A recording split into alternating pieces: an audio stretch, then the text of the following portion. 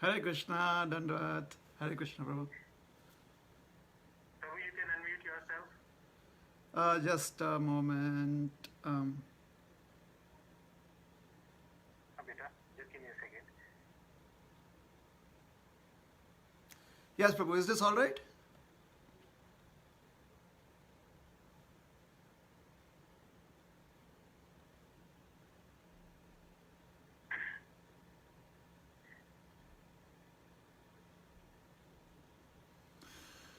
Hare Krishna, Hare Krishna. Is this all right, Prabhu? Yes, Prabhu, this is all right. Do you want me to rotate my? That will be awesome, Prabhu, if you can do that. Let me if see. you have Let me see if this works out. you have to auto rotate your screen, then it will move with you. So your phone, if you there's an option of auto rotate. If you do that, and then if you keep your phone horizontal, then your screen will come horizontal. But this is also fine, Prabhu, for now. Let me see if I get that done. Auto rotate. Rohini Prabhu, you have an iPhone, yeah? Sorry. You have an iPhone there, yeah?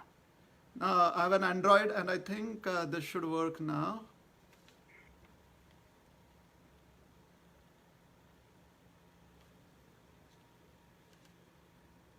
Oh, okay. I have to switch it back to.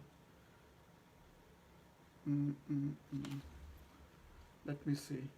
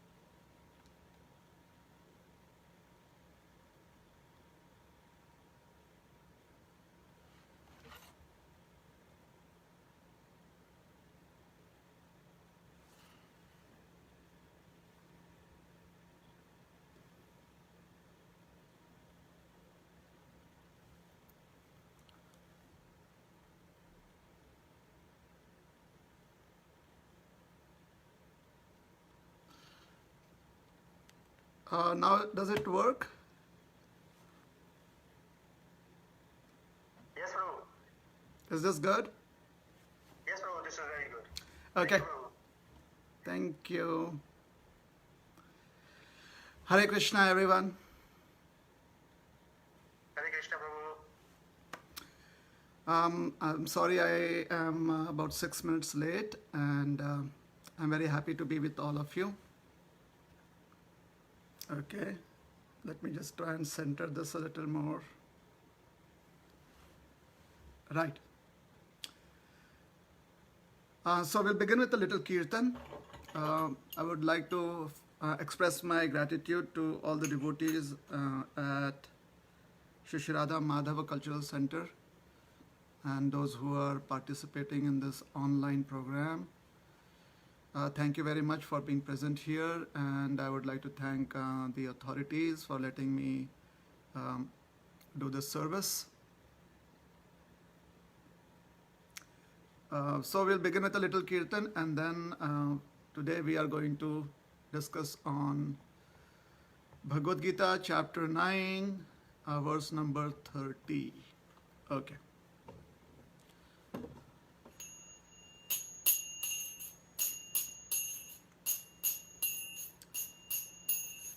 Jaya Radha Madhava Kunja Bihari, Jaya Radha Madhava Kunja Bihari, Jaya Gopi Jana Vallabha Girivardhari, Jaya Gopi Jana Vallabha Girivardhari, यशोदानन्दना Vraj जनरञ्जन यशोदानन्दना Vraj जनरञ्जन यमुनातीरा वनचारी Yamuna तीरा वनचारी जय राधा माधव कुंज बुहारी जय राधा माधव कुंज बिहारी नमो विष्णुपदाय कृष्णप्रेष्ठाय भूतले श्रीमते भक्तिवेदान्त स्वामिनिति नामिने नमस्ते सरस्वती देवे गौरवाणी प्रचारिणे निर्विशेष शून्यवादी पाश्चात्यादेशतारिणे जय श्री कृष्ण चैतन्य प्रभु नित्यानंद श्री अद्वैत गदाधर श्रीवासादि गौर भक्त वृंद हरे कृष्णा कृष्णा कृष्णा हरे हरे हरे राम राम राम हरे हरे हरे कृष्णा कृष्णा कृष्णा हरे हरे हरे राम राम राम हरे हरे हरे कृष्णा कृष्णा कृष्णा हरे हरे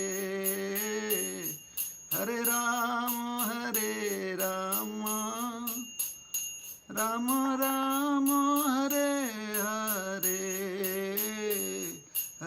हरे कृष्णा कृष्णा कृष्णा हरे हरे हरे राम राम राम हरे हरे हरे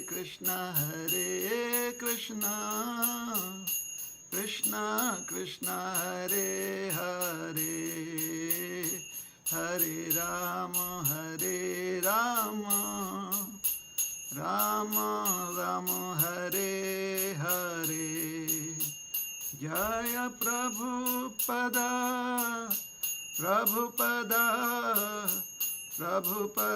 श्रील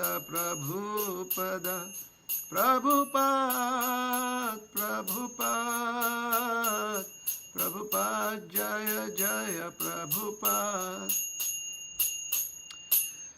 जय श्री हरिनाम संकीर्तन की जय श्रील प्रभुपाद की जय अनंत कोटि वैष्णव भक्त वृंद की जय जय ग्रंथराज श्रीमद् भागवतम की जय जय निताय गौर प्रेमानंदे हरि हरि बोल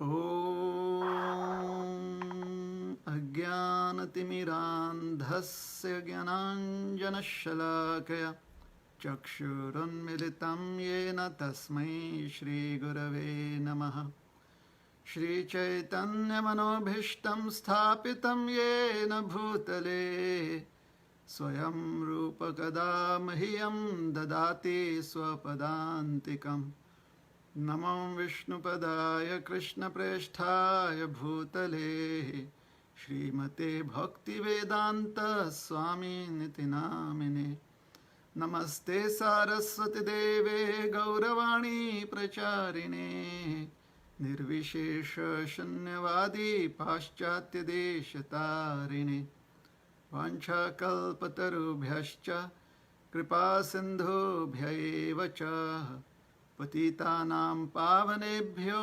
वैष्णवेभ्यो नमो नमः। जय श्री कृष्ण चैतन्य प्रभु नित्यानंद श्री अद्वैत गदाधर श्रीवासादि गौर भक्त वृंद। हरे कृष्णा कृष्णा कृष्णा हरे हरे, हरे Ram Ram Ram Hare Hare.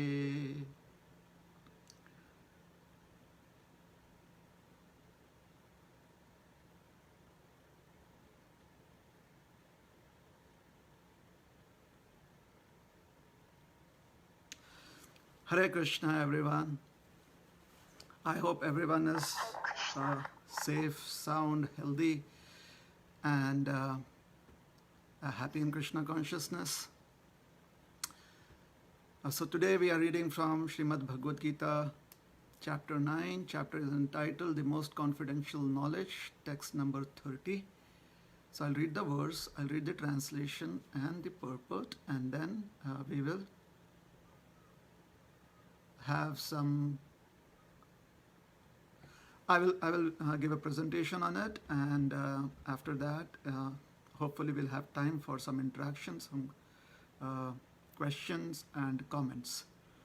So, verse number 30, chapter 9.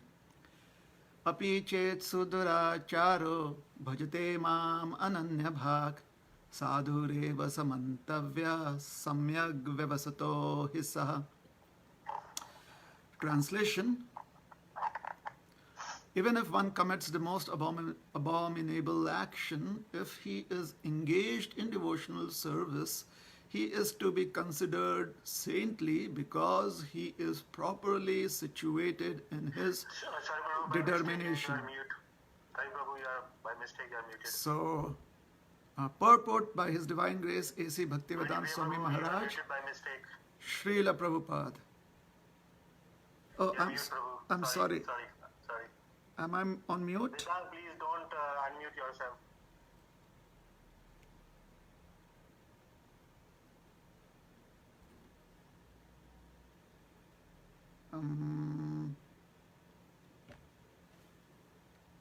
Hare Krishna. Sandeep Prabhu, I'm so sorry. Was I on mute till now? No, just for a few seconds, because like there were other people who were unmuting themselves, so that's why there was a small glitch. I'm so sorry, Prabhu. Oh, okay. Right now I'm audible. Am I audible? Yeah, audible. Yes. Okay. Yes, Prabhu. Thank you. When I was reading the verse, did that get across, or should I read the verse again? Yeah, if you can read it again, please, Prabhu. Okay. So we are reading from chapter 9. Chapter is entitled The Most Confidential Knowledge, text number 30. Api chet suduracharo bhajate mam ananya bhak sadhureva samantavya samyag vyavasato hisaha. Translation: even if one commits the most abominable action, if he is engaged in devotional service, he is to be considered saintly because he is properly situated in his determination. Purport by His Divine Grace A.C. Bhaktivedanta Swami Maharaj Srila Prabhupada. The word Suduracharaha used in this verse is very significant. And we should understand it properly. When a living entity is conditioned, he has two kinds of activities. One is conditional and the other is constitutional. As for protecting the body or abiding by the rules of society and state, certainly there are different activities even for the devotees in connection with the conditional life, and such activities are called conditional.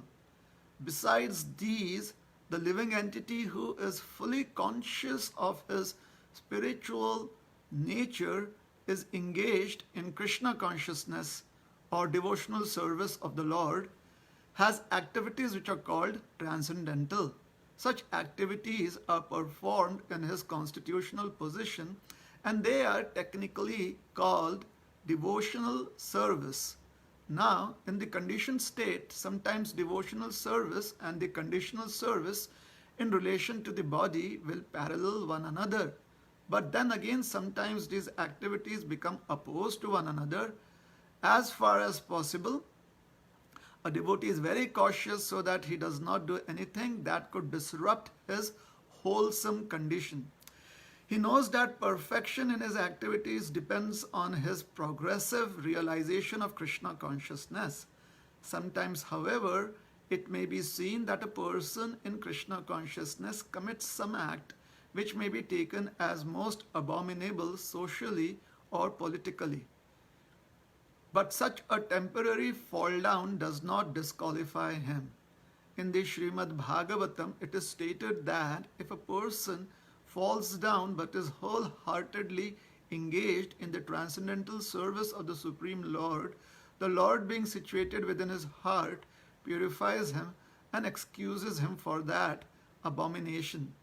The material contamination is so strong that even a yogi fully engaged in the service of the Lord sometimes becomes ensnared.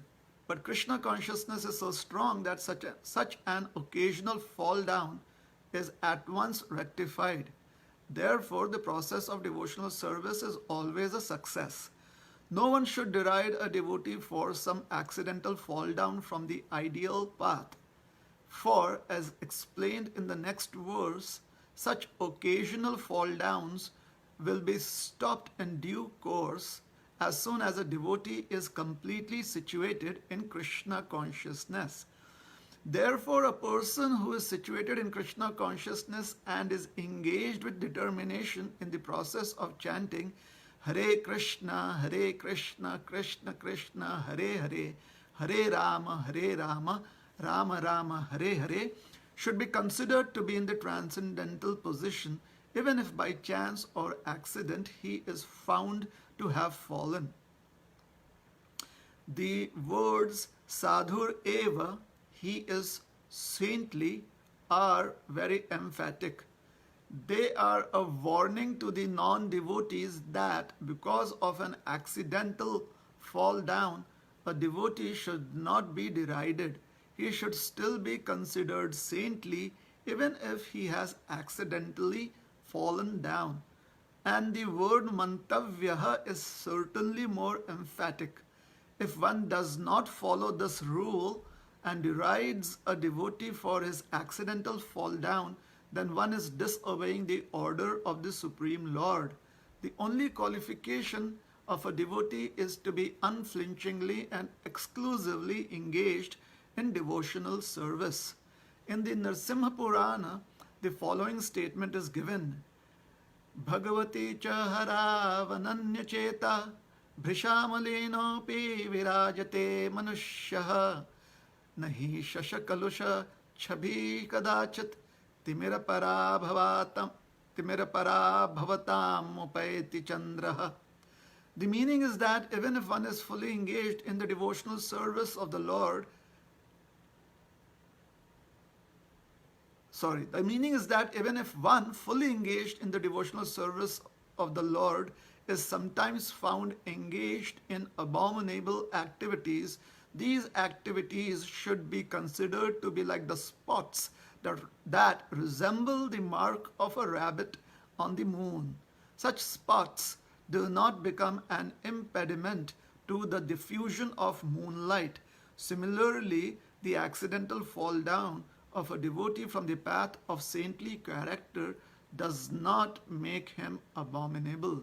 On the other hand, one should not misunderstand that a devotee in transcendental devotional service can act in all kinds of abominable ways. This verse only refers to an accident due to the strong power of material connections. Devotional service is more or less a declaration of war against the illusory energy. As long as one is not strong enough to fight the illusory energy, there may be accidental fall downs. But when one is strong enough, he is no longer subjected to such fall downs as previously explained. No one should take advantage of this verse and commit nonsense and think that he is still a devotee. If he does not improve in his devotional character by devotional service, then it is to be understood that he is not a high devotee. That is the end of the purport. Om Jnanatimirandhasya Jnananjanashalakaya Chakshurunmilitam Yena Tasmai Shri Gurave Namaha Shri Chaitanya Manobhishtam Sthapitam Yena Bhutale Swayam Rupa Kada Mahyam Dadati Swapadantikam Namam Vishnupadaya Krishna Preshthaya Bhutale Srimate Bhaktivedanta Swami Niti Namine Namaste Saraswati Deve Gauravani Pracharine Nirvishesha Shunyavadi Paschatya Deshatarine Vancha Kalpatarubhyascha Kripa Sindhubhya Evacha Patitanam Pavanebhyo Vaishnavebhyo Namo Namaha Jai Shri Krishna Chaitanya Prabhu Nityananda Shri Advaita Gadadhar Shrivashadi Gaura Bhakta Vrinda Hare Krishna, Krishna Krishna, Hare Hare, Hare Rama, Rama Rama, Hare Hare.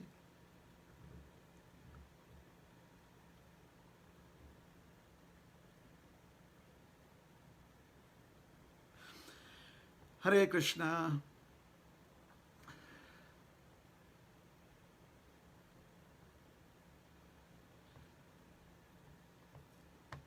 So this is a very interesting verse. I think we have covered up till text 29, wherein the Supreme Lord, he explains to Arjuna that he is impartial. He does not envy anyone, nor is he partial to anyone. He is equal to all. However, whoever renders devotional service unto him is a friend. That person is in Krishna and resides in Krishna, and Krishna is also a friend to him. Ye bhajante tumam bhaktya maiti teshu chapyaham. So now, since he has already spoken about his devotee who is connected with him, so Krishna is elaborating on his friend. He is elaborating on his feelings for this devotee who is a friend to him, according to the previous verse. Maiti teshu chapi aham, he says, I also am a friend to my devotee. So, verse 30, if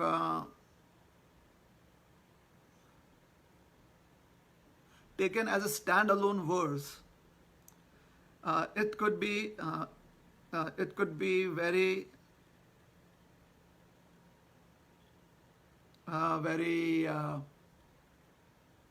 it could have a very powerful impact. It could have a very we could have people having strong reactions to it. The reactions could be in favor or against.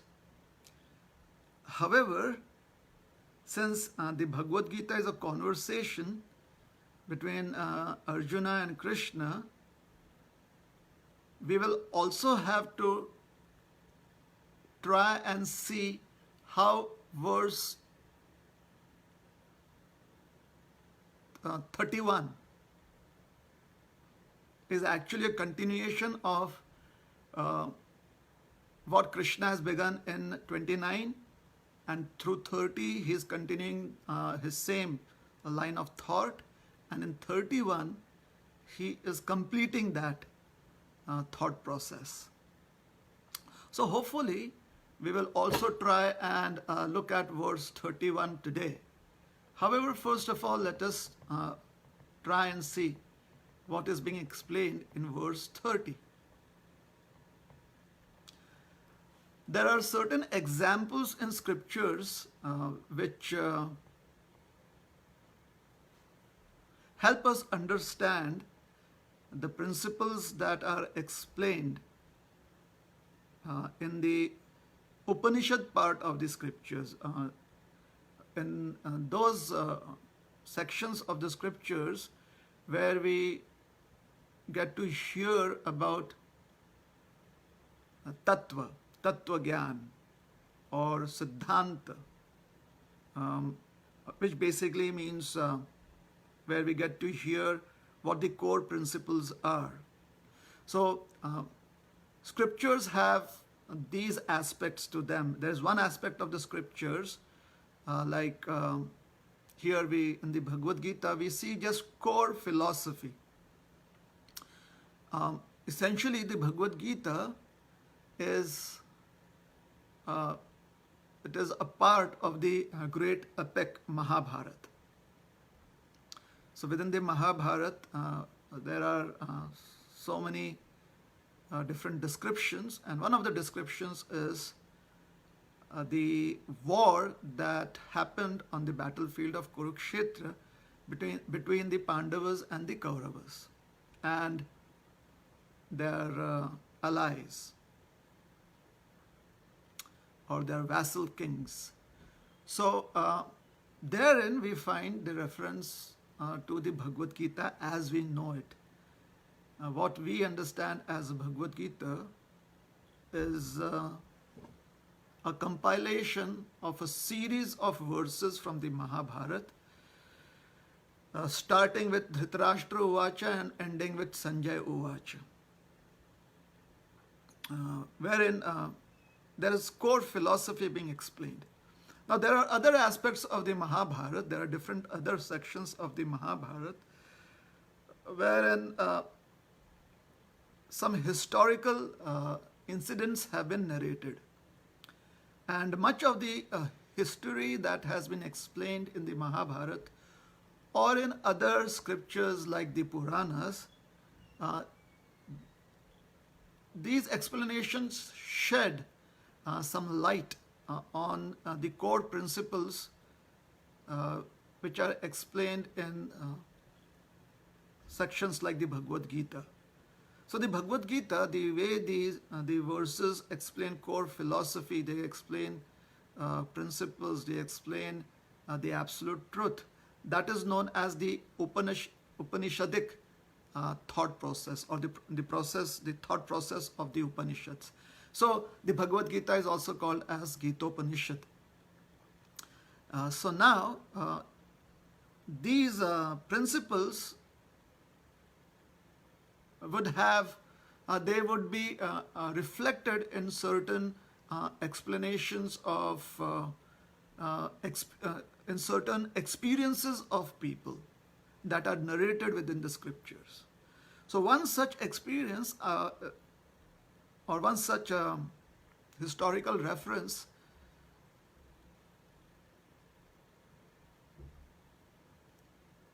I would like to describe that right now. This historical reference is about a saintly personality called as Bilva Mangal Thakur. So there are certain references as to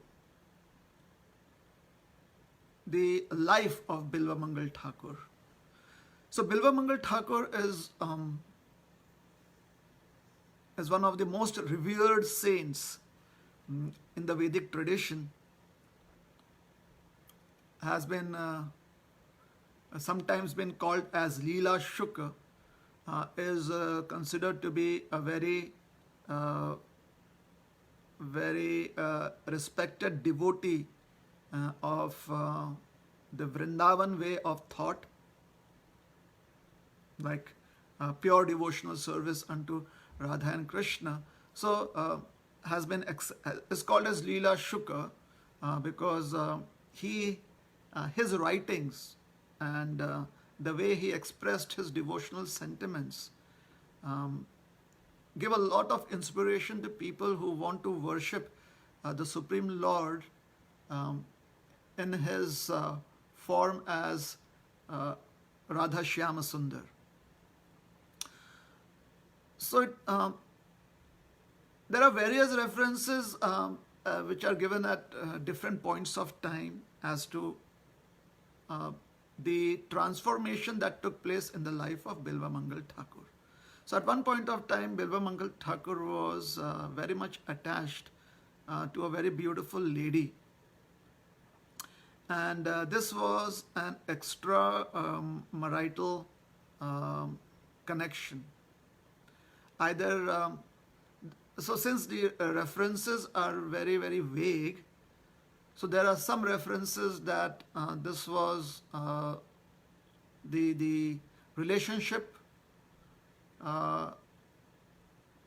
was not, it wasn't ordained according to the laws or the accepted norms of marriage, or it was a relationship that was extramarital. Anyways, the lady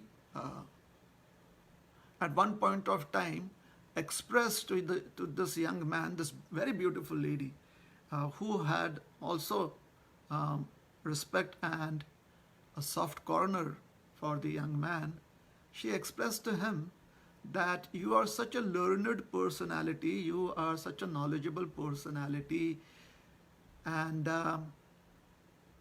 despite your knowledge, you have this affinity towards my physical form. And I would just like to express to you that if you had the same intensity of affection that you have for me, if you had that for the Supreme Lord, then you could have achieved the darshan of the Supreme Personality of Godhead. You could have transcended the material plane, and you could have directly visualized the divine form of the Supreme Lord. So she kind of just expressed that, and she expressed it very sincerely. And this turned out to be a turning point in the life of this young man, who was a great scholar, very learned in the scriptures, and attached to her. So this young man took it to heart. He bowed down to her and expressed his deep gratitude to her. Her words touched him. They deeply impacted him. And he immediately left that place and he walked all the way to Vrindavan. And on the way towards Vrindavan, he was going through this deep experience of transformation. It was as if there was this dormant emotion of love towards Krishna that was slowly but surely, it was flowering. It was waking up. And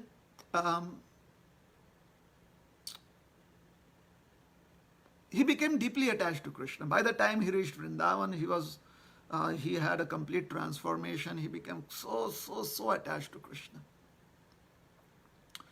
And he started showing all the symptoms of someone who has a deep experience of Krishna, someone who has a very clean heart, a transformed heart, someone who is uh, um, who has a very advanced realization of devotional service. So, and he would always be grateful to the young lady.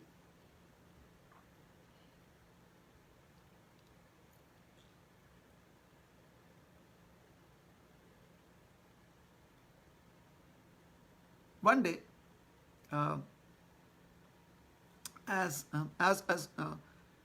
living in Vrindavan, he had taken up the mood of a traveling mendicant. So as he was traveling through a village, he happened to take lunch. He was invited for lunch at the house of a very sincere Brahmana, and he accepted that invitation. As the Brahmana's wife was serving him,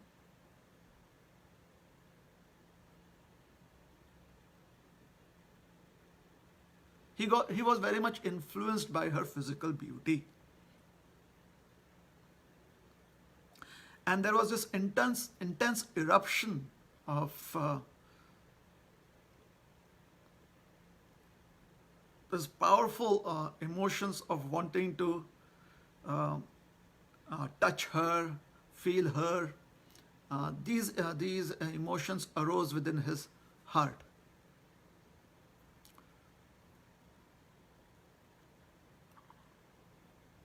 So after he finished his meal, he sat down with this Brahman and he opened up to the Brahmana.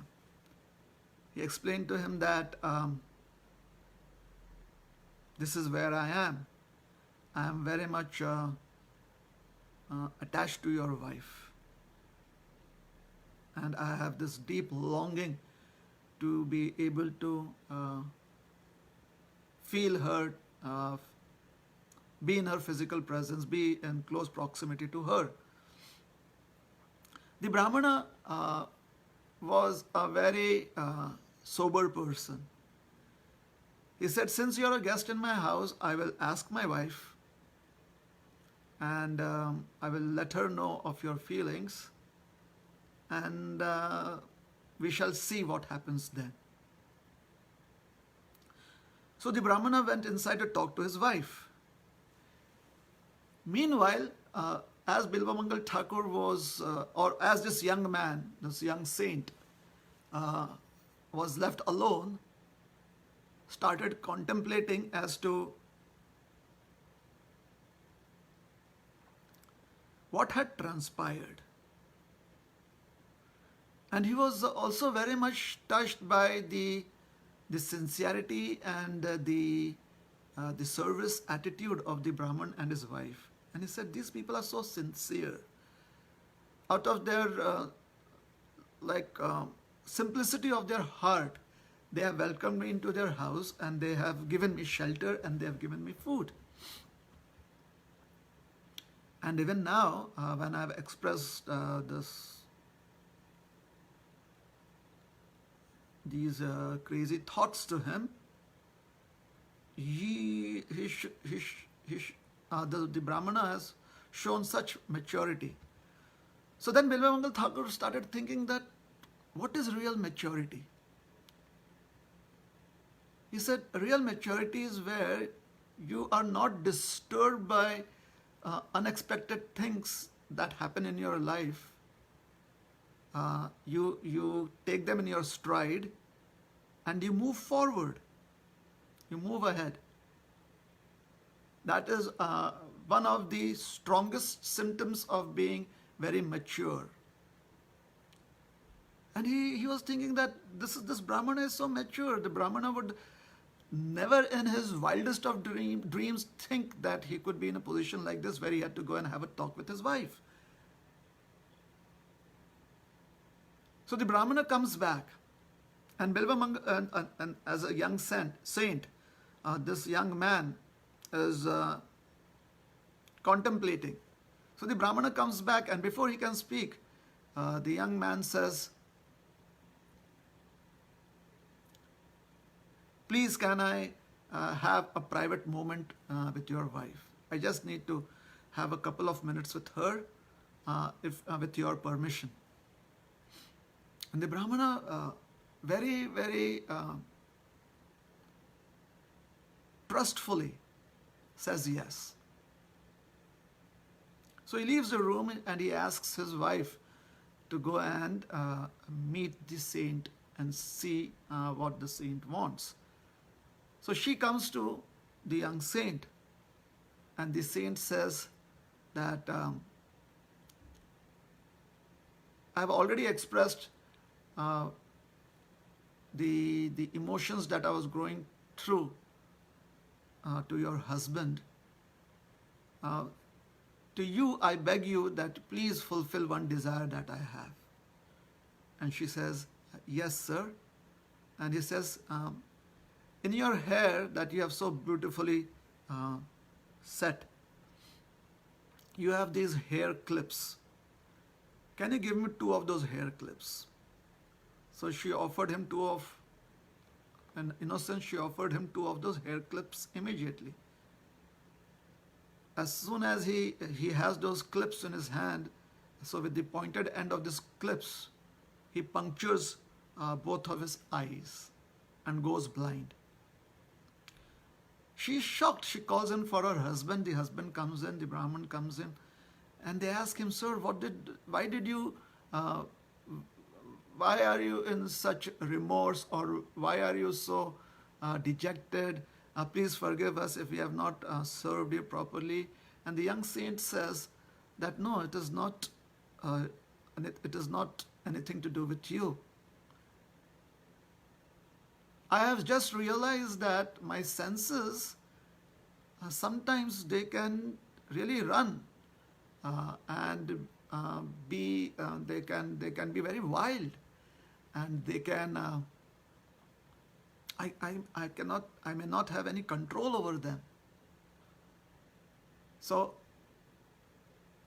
maybe this is a very extreme reaction, but I'm comfortable doing it. If I don't have the eyes, then the senses will no longer torture me. This was the young saint's reaction. It is an extreme reaction. Doesn't mean that we have to emulate him. No one should think that they have to emulate that.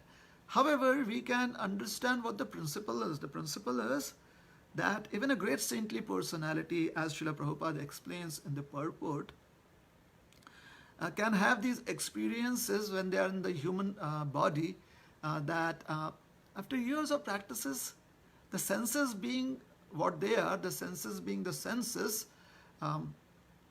sometimes without giving notice, and if one is a little careless, then the senses can be, they can really go wild.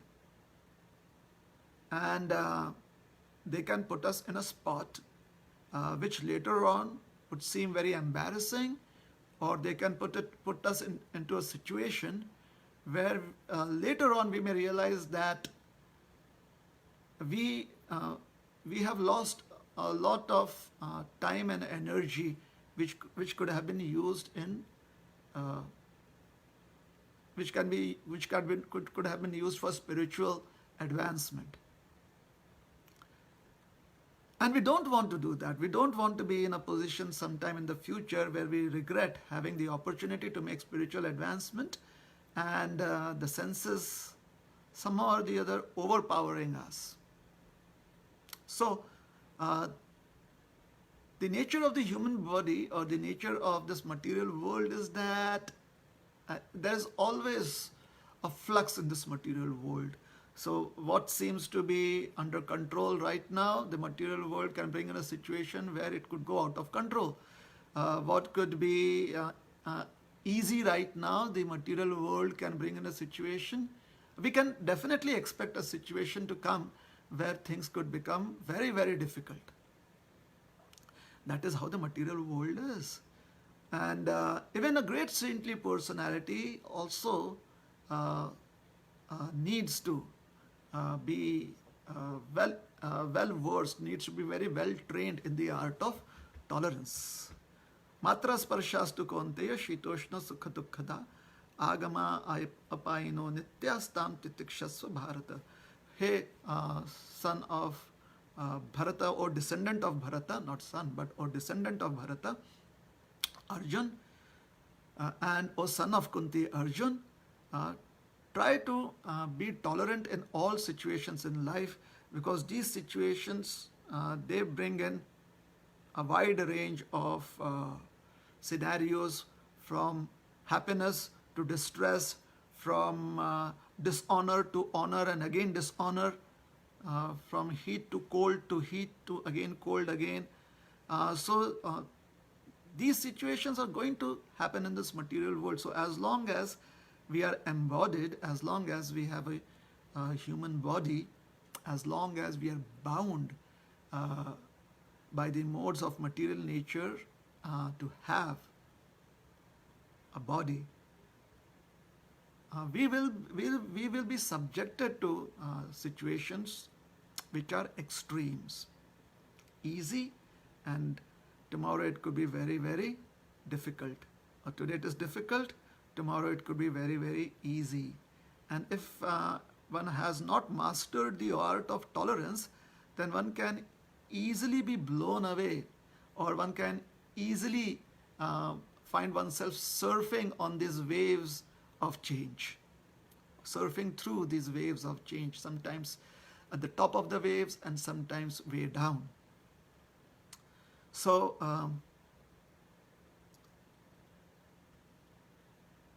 and then the saint became a blind saint. So there are many stories. There are history sometimes can be a little foggy, and these historical references can sometimes overlap. So there are various saints in Vrindavan, and this story is attributed to various saints. Sometimes this story is also attributed to the young Bilva Mangal Thakur. Also, what is explained is that after this, he became, for the rest of his life, for the rest of his existence, for the rest of the time that he had the human body, he was always very, very focused in his Krishna consciousness. Basically, there's not many more references about him except his travel to South India, where he has connections to certain deities in South India. So except that, there are not many references to him. This is a very apt example to what we are discussing today. This is a very good reference to draw from, to learn from, to what we are discussing today. A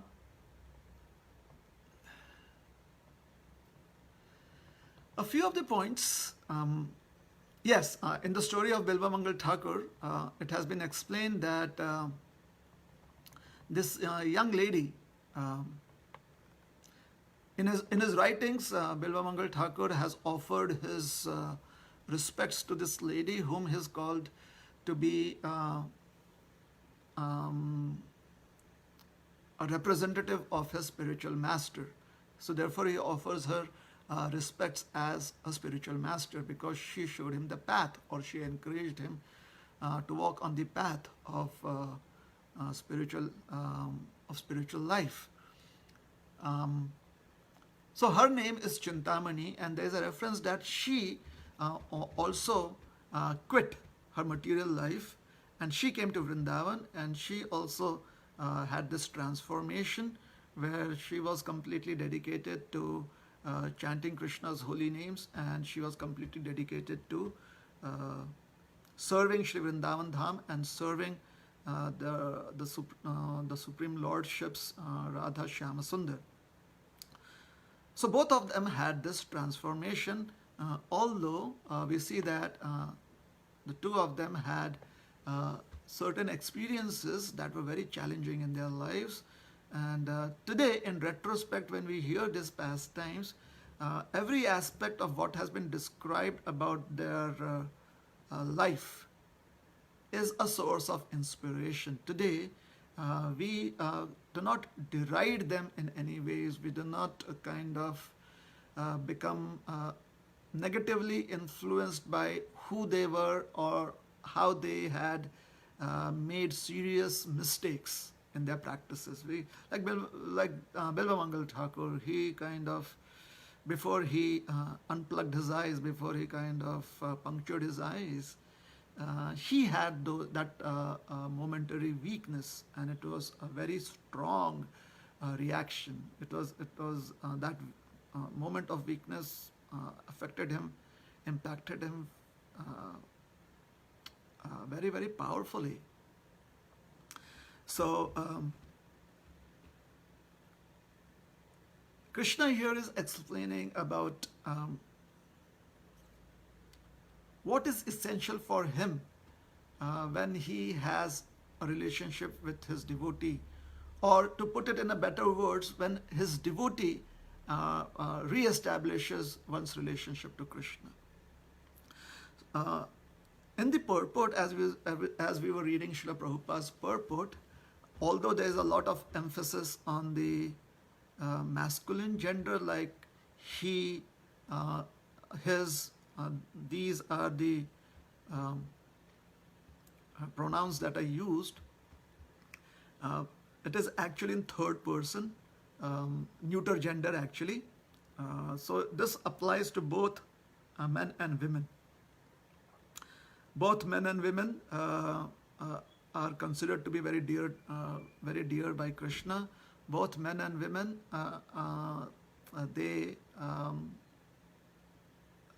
their shortcomings, that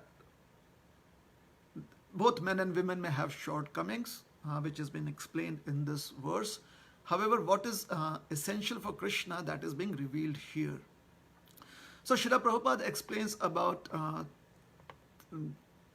something which is kind of dual existence for a devotee or for a practitioner of Krishna consciousness. And what is that dual existence?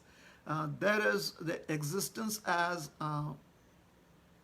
a person A that has a conditional nature, and there is the existence as a person B that has a constitutional nature. And person A and person B are the same person. Like I as a person have a conditional nature and a constitutional nature. And generally the constitutional nature being that which is constant, because it is constitutional. By constitutional we mean that which is constant. So since that is more important, the conditional nature is it is tuned in, or it is trained to be in sync with the constitutional nature. However, conditional means conditional nature, and the word conditional or conditioning, it means it can be influenced. Constitutional nature means it can never be influenced. It can just be covered up. One can just be in forgetfulness of one's constitutional nature. However, constitutional nature is never influenced by external factors to change. So constitutional nature cannot have any changes or transformation. Constitutional nature is always constant. So what is the constitutional nature that we are speaking of? The constitutional nature that is being spoken of is the living entity's connection with Krishna. Every living entity is part and parcel of Krishna, and that cannot be changed. There's nothing that can influence this relationship that one has with Krishna.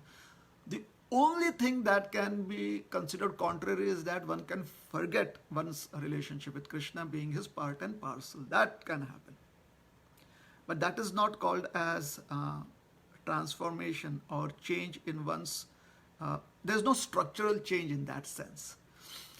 However, with the conditional nature, there can be external influences which bring about structural changes. For example, conditional nature would mean that if there is honor, then that can influence one's conditional nature and we may become overwhelmed by it. And if there is dishonor, then that could influence one's conditional nature and one could be deeply impacted by it. And thus, conditional natures can undergo fundamental changes. or rather we can say the fundamental nature of conditional, the fundamental principle of conditional nature is that it can change. That is its fundamental principle. Whereas the fundamental principle of constitutional nature is that it never changes. So now, because as a person I have this simultaneous dual existence, there is conditional nature and there is constitutional nature, using my intelligence, and this intelligence comes through guidance. So using my intelligence, where I'm a little submissive to open myself up to guidance, and submissively I receive that guidance, and then individually I meditate on it, I deliberate on that guidance that has been offered, and knowing the difference between right and wrong, I choose that which is right, and I go along with that guidance because it is the right thing to do. It has come from the right source, therefore it is the right thing to do, and therefore I accept that guidance and I follow that guidance. That happens when one uses one's intelligence. However, sometimes the intelligence may not be fully equipped to withstand the impact of external influences, because material nature is also very powerful and her impact can sometimes be very intense, very, very difficult to handle. And when that happens, then the conditional nature undergoes a transformation. There is a structural change in that conditional nature. And that structural change, that inherent change in the conditional nature, juxtaposes it to the constitutional nature. The conditional nature now is not in sync with the constitutional nature. And that situation is called as a weakness, which can lead to accidents in the life of a practitioner. So, this is addressed by Krishna by the word Suduracharaha. Suduracharaha means achar. Achar means activities. Durachar means activities that are not really recommended to be followed or to be done. That means the wrong kind of actions. That is durachar. And sudurachar means despite knowing that it is wrong, or despite understanding that it is wrong, still succumbing to it is called a sudurachar. That means one's immunity is really, really down, and one gets infected by the external influences and falls sick. And the sickness is called as sense enjoyment. So the person can actually, this person who is in devotional service actually commits certain activities which are very, very unhealthy. For example, the person can steal, which is not recommended. The person can commit adultery, which is not recommended.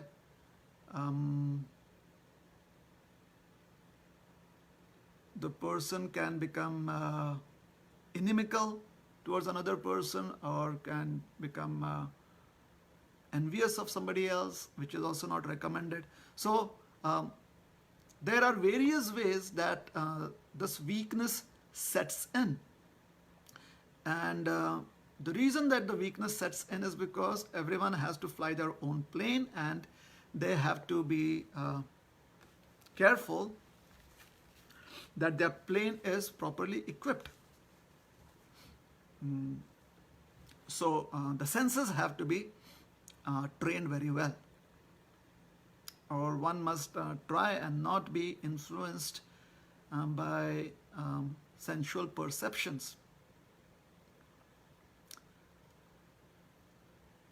As humans, we have frailties. A human being is frail. A devotee is a human being that is like a surrendered devotee is a human being that has taken shelter of Krishna, and that shelter of Krishna protects one from external influences that exploit one's frailties. One of the frailty of being a human being is that one can make wrong choices. So having taken shelter of Krishna, that gives us a lot of immunity against making wrong choices. It kind of gives us that protection. Therefore, a devotee seeks to surrender to Krishna constantly, seeks taking shelter of Krishna constantly. So, api cheta suduracharaha. There will be situations wherein the transgressions could be mild to moderate to severe. The weakness shown can be mild to moderate to severe. What is mild today, if not looked into, can turn into a severe affliction tomorrow. So let us not try to kind of analyze ourselves whether we are mild transgressors or severe or moderate transgressors. Let me make it very very simple by giving another example. Let's suppose the passing grade or the passing marks for an exam is 35 out of 100. So person A gets 30, person B gets 5 out of 100, person A gets 30 out of 100. Both have failed. One has missed passing by just 5 marks, the other has missed it by a big, wide, range, big gap, like 30 marks. So if failure is not addressed, if the person who has received 30 marks thinks that, oh, I have mildly failed, and does not take it seriously, then one would never improve. And the other person who has failed miserably becomes very despondent, then that person would also not have an opportunity to improve. So improvement is important. Being focused on how to improve, that is important. So person who has failed by 5 marks may need the efforts needed to be put in to be able to pass could be much less than the effort that a person who has failed having only 5 marks out of 100. That could be there. That kind of discrimination can be there. However, both have to put in efforts towards improvement. So, mild, moderate, or severe, the transgressions. However, whether it is mild or it is moderate or severe, the action is sudurachar. The act that has been committed is sudurachar. So,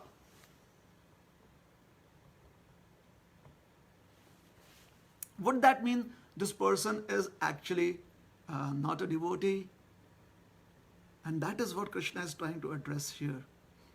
He says, there are occasions when a person has the heart in the right place, but the mind is still afflicted by contrary desires.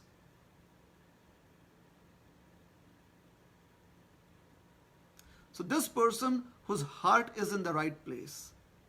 That means this person's heart is wanting Krishna and nothing else but Krishna. Doesn't want liberation, doesn't want anyone else, doesn't want to have relationship with the demigods, doesn't want to have relationship with any of the other surreal beings, doesn't want to have relationship with doesn't want to have a relationship, a devotional relationship with either the celestials or the humans or the people from the nether worlds. Doesn't want to have a devotional relationship with any one of them. Only wants to have a devotional relationship with Krishna. So the person's heart is in the right place. That wants to just express devotional sentiments unto Krishna. That Krishna is my master. Krishna is my be all and end all, and will always be. However, right now, that person is sick, and the sickness is material affliction. The sickness is these transgressions. So do these transgressions define the person, or would the person's devotional sentiments define that person? Krishna says the devotional sentiments would define that person. And to make this very, very, very, very clear, Krishna says, Mantavya.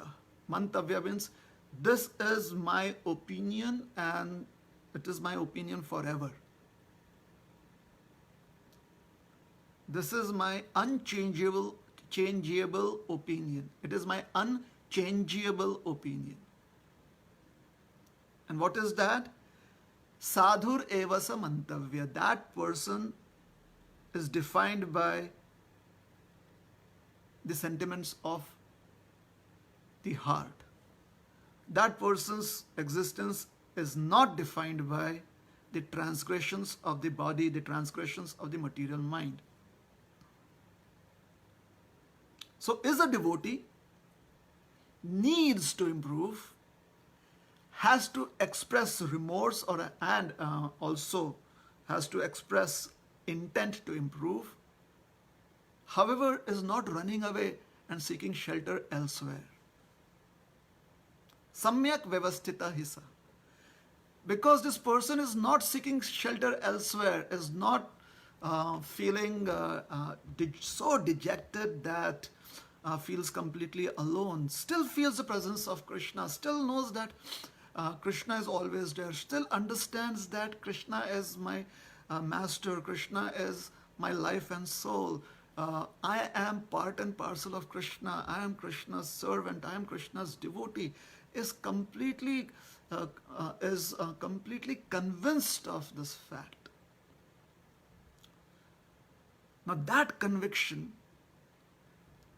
most probably would be revealed in the fact that the person does not run away from the practices of Krishna consciousness, does not run away from seeking, from accepting responsibility for the transgressions, does not run away from taking on the responsibility of having to change and transform and improve. What does the person do? Stay fixed in the desire to serve Krishna, only Krishna, and no one but Krishna.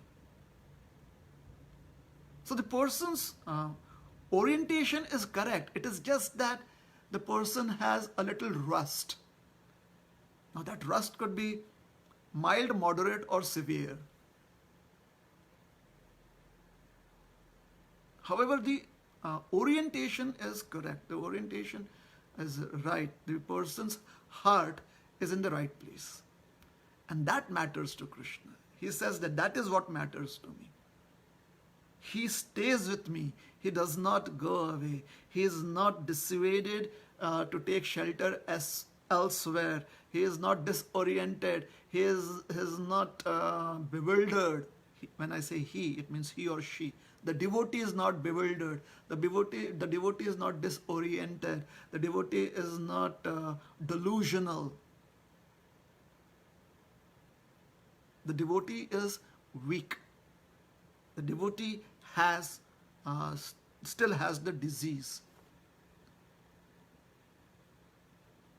So Krishna consciousness is a process for is a process by which one gets treated of this material disease.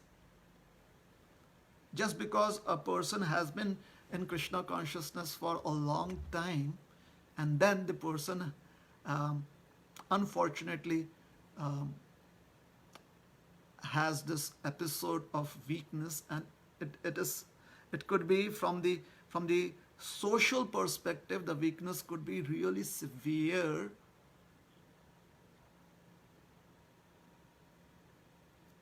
Does not disqualify the person from being treated under the shelter of Krishna consciousness.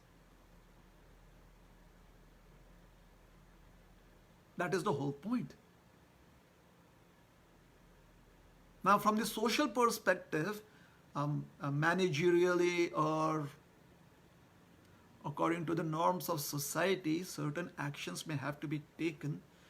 However, Krishna says, no one should harbor any kind of negativity towards the devotional aspirations of that person.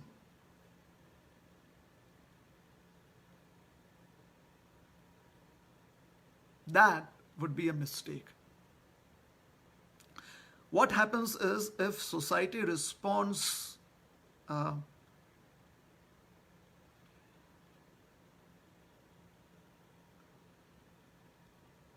if society takes actions towards transgressions in order to protect society and in order to protect the individual, that is all right. However, if society tries to project or tries to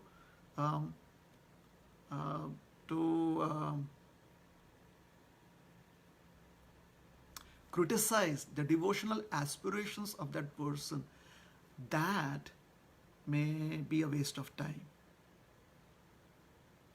And you, me, or anyone else in society, we do not want to waste our time. We do not want to waste our time having negativity towards another person's devotional aspirations.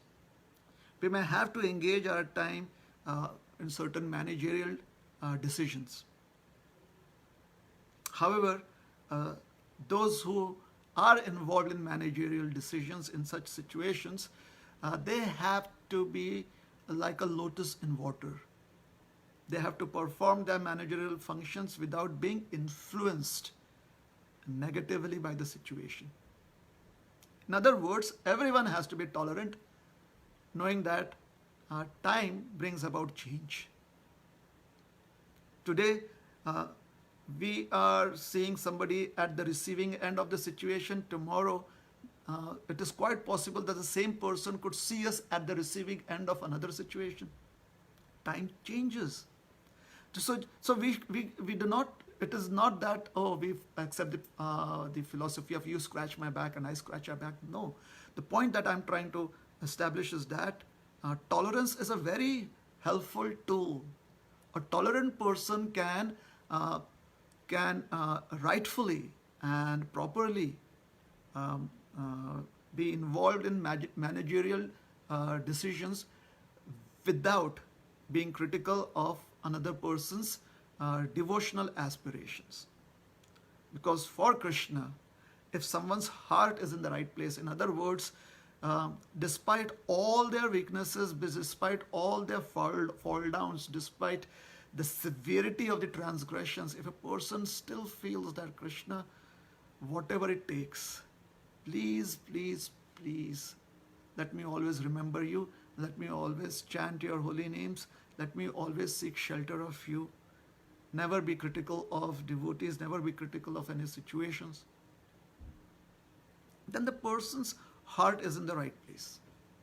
That person, Krishna says, is a sadhu. So Is it so easily acceptable by society? Unfortunately, we do not have the time to discuss that, because that is the point of discussion of the next verse. And it would have been nice if we could have summarized both the verses today. However, uh, the question that does it mean that one has to just accept someone as a devotee despite their show of weaknesses? That is being addressed in the next verse, where in brief, the point that is being stated is, would being critical of somebody else's devotional aspirations help one to grow? If I see, let us say, if I see somebody who has shown a severe weakness and has had a fall down, would being critical of that person, and especially trying to be, trying to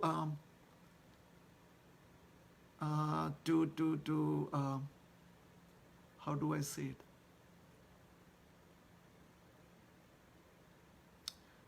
Being judgmental about that person's devotional aspirations, like that person is a demon at heart, making statements like that, or even feeling like that, does it help me to grow in my devotional practices?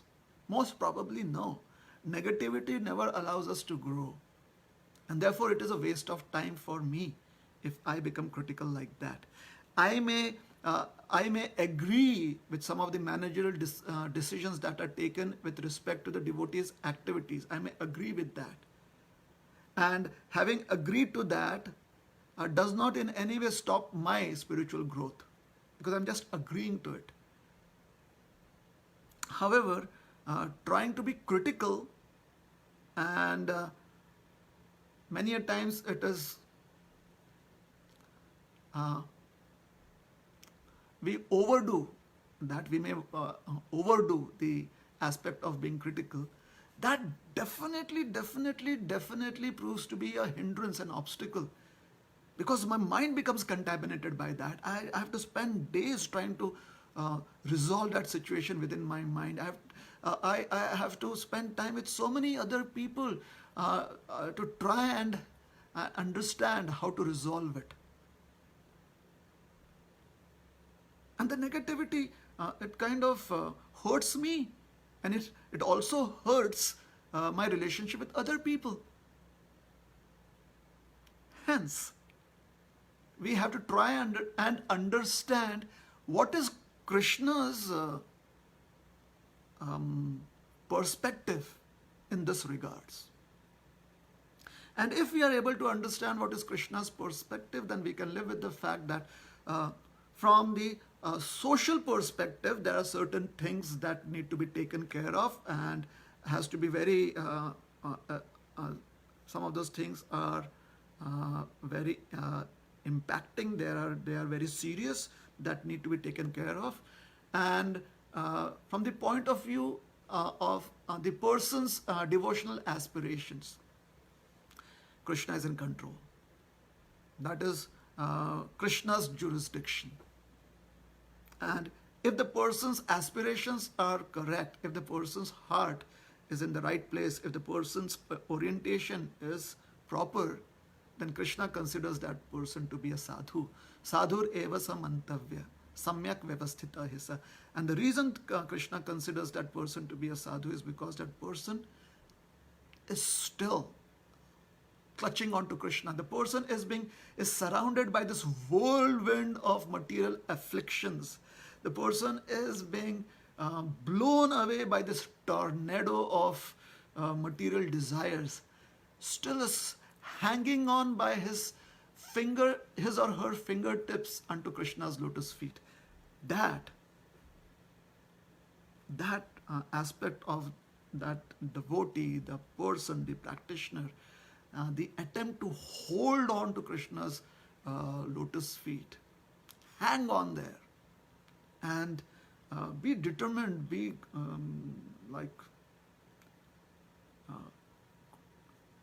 like seemingly crazy, just hanging on that. No, I don't want to leave. I will not leave Krishna's lotus feet. That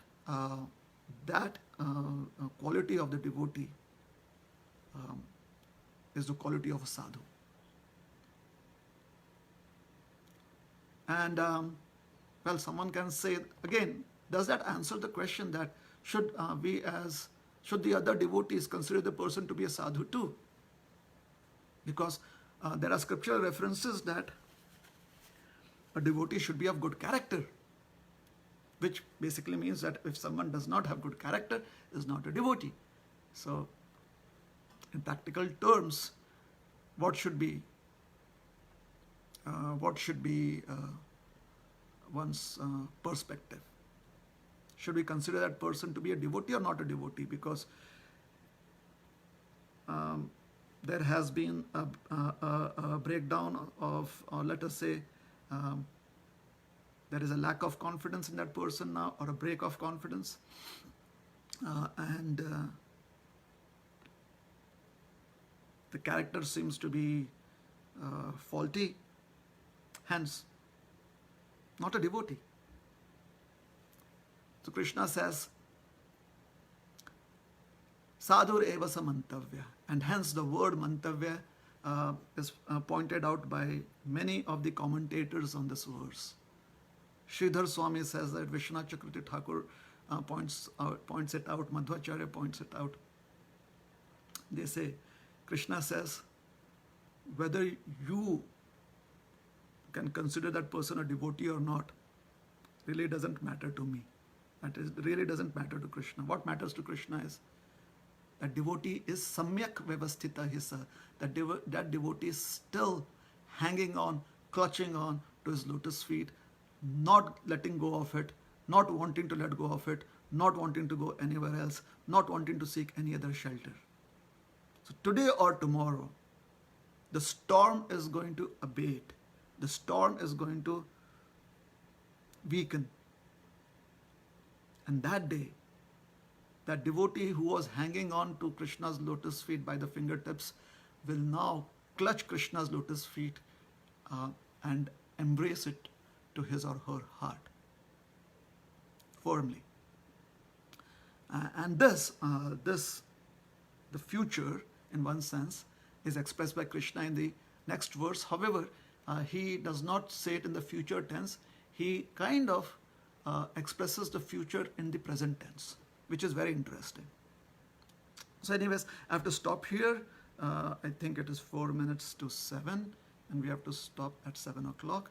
So the bottom line is, being Krishna's devotee is a blessing. The facility to practice Krishna consciousness is a blessing, and we should be grateful for it.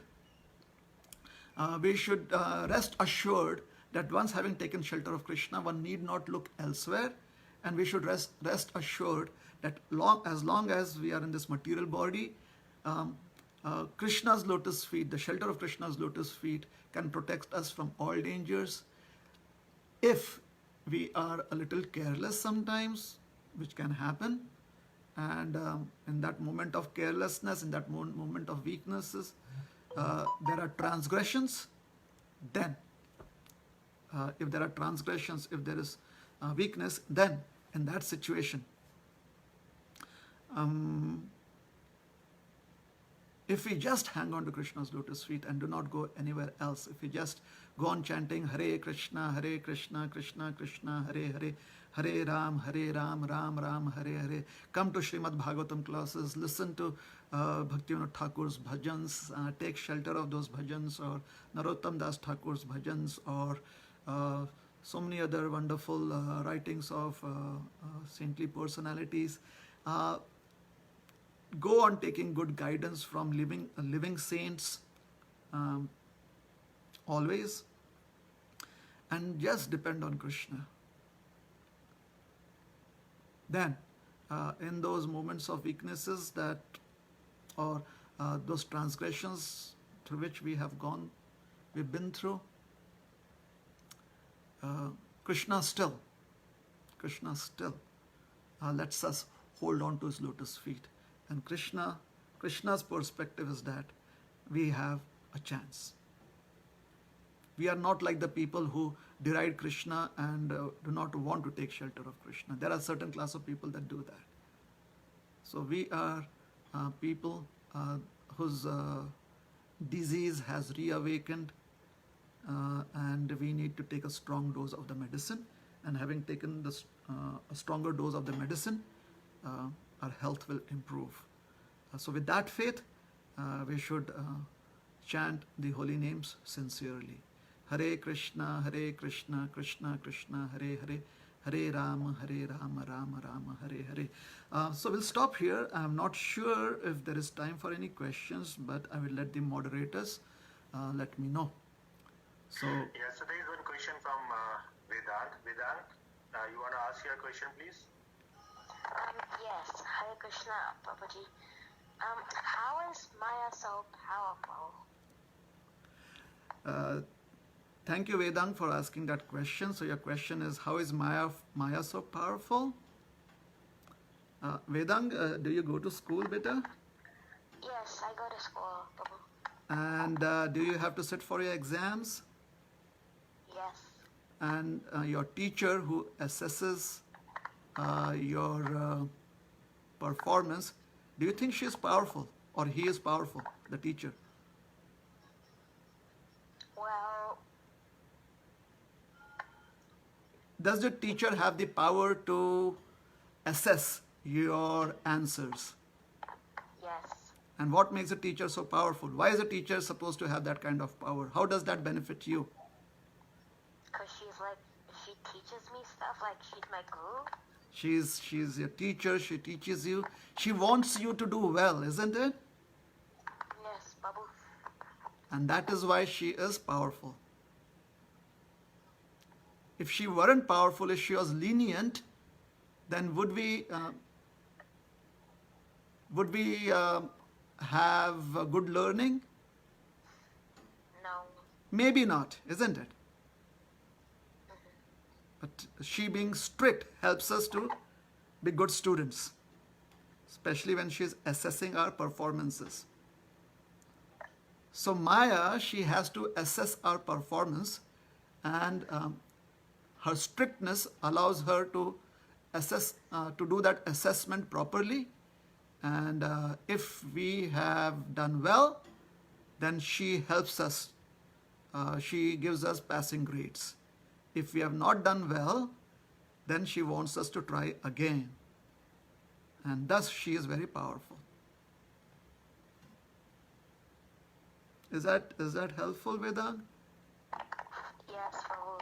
That helps a lot. Thank you. You're welcome. Hare Krishna. Hare Krishna. So if there are no more questions, then over to you, Atmaram Prabhu.